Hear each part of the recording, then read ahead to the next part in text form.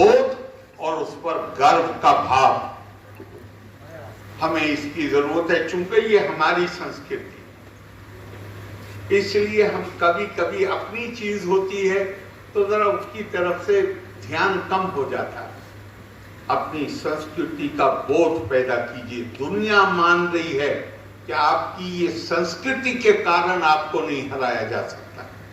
दुनिया मान रही है कि आपकी आध्यात्मिकता के कारण आपको नहीं, सैन्य शक्ति में हराया जा सकता है, भौतिकवाद में हराया जा सकता है, लेकिन ये हमारा अनूठा बल है। अपने अंदर उसका बोध पैदा कीजिए, उस पर गर्व करिए और फिर आप इस योग्य बन सकेंगे। मुझे विश्वास है कि जहां आप भारत की आजादी को भी सुरक्षित रख सकेंगे और अपनी संस्कृति के तकाज़ों के मुताबिक विश्व कल्याण, अपने कल्याण के लिए भारत को नहीं हराया जा सकता, क्योंकि भारत पहले अपने टैलेंट को एक्सपोर्ट करता था, आउटसोर्स करता था, और उससे सिलिकॉन वैली और जर्मनी और बर्लिन चलते थे। आज भारत का टैलेंट भारत में रुककर अपने देश के निर्माण में लग गया है और वो दुनिया की समस्याओं का समाधान भी पेश कर रहा है। एक बहुत बहुत प्रसिद्ध चाइनीज है तो बिजनेसमैन, लेकिन उसको विचारक भी माना जाता है, विद्वान आदमी।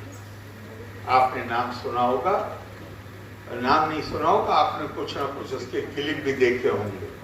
बहुत विद्वतापूर्ण बातें करता है। जैक मा, जैक मा की भी दो भाषण है पिछले एक हफ्ते में।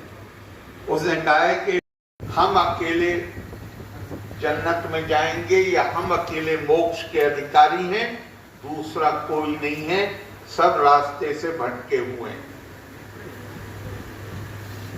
भारत ने कहा कि नहीं, हरि अनंत, हरि कथा अनंत। हरि को अनंत तो दुनिया की हर संस्कृति मानती है। भारतीय संस्कृति ने कहा उस तक पहुंचने के रास्ते भी अनंत। भारतीय संस्कृति ने कहा कि श्रेष्ठता इस बुनियाद पे नहीं हो सकती कि आपकी त्वचा का रंग क्या है, आप क्या भाषा बोलते हैं, आप किस तरीके से इबादत